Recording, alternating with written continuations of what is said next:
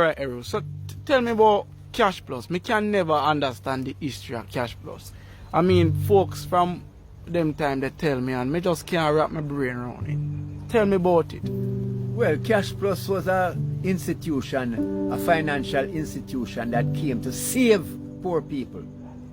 That you could give Cash Plus $100,000 and you get 10% interest on your money. Now, at that time, the banks were giving you 2% on your money. 2%. So you are getting 8% more from Cash Plus. Now, what happened is that most people started to take their money out of the big banks to carry it into Cash Plus. And it is the first in the history of Jamaica that you had what they call an exit interview. That before you could get your money, the banks would interview you to find out what are you going to do with this money. 99.9% of the people that were taking out their money told them that we were going to put the money in Cash Plus. It is at this stage that the Bankers Association had a meeting to decide what are we going to do. We, quote unquote, meaning the Bankers Association in Jamaica. What are we going to do with Cash Plus? Because this man is mashing up our business. And immediately after that, they started to dishonor checks that were drawn. Even though the money was there. The man had the money to back the check.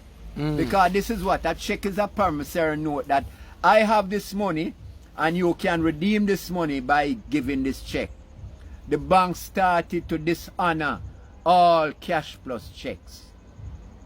And eventually, people started to have problems because you have the check, you can't get the money, and you have the business to do. So eventually, Cash Plus had to close. And when it closed, you realize that a golden opportunity to make poor people rich was thrown away because of the oligarchy. Hold on. Tell me something now. So is the dishonored checks mash up in business? Yes. Or did he do something illegally? No, he did nothing illegal. Everything he did, what they were claiming, and they tried to create a propaganda that he had a Ponzi scheme, that he used one person's money to pay another person. So when you could come in with your money, your new money, because your money had to stay for I think a month before you get your 10%. So they were saying that he used the new money that people bring in to pay the old money. But what they forgot, that the owner of Cash Plus, Mr. 𝐭𝐫𝐿, had invested in a phone company, Megaphone, in which he was selling cellular phones at a much cheaper rate. And a lot of people became subscribers to Cash Plus because when you had a Cash Plus phone, you could make free international calls. And they were also afraid of that aspect of it. Free international calls. The next thing, Mr. Hill had purchased 2 hotels. And these hotels he would use to make more money out of it because the hotels were in high demand. High demand. So we understand that he had invested a lot of the money in also real estate.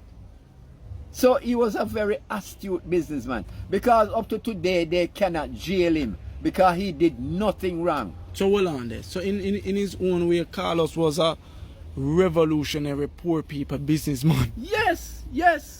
He was a revolutionary poor people businessman.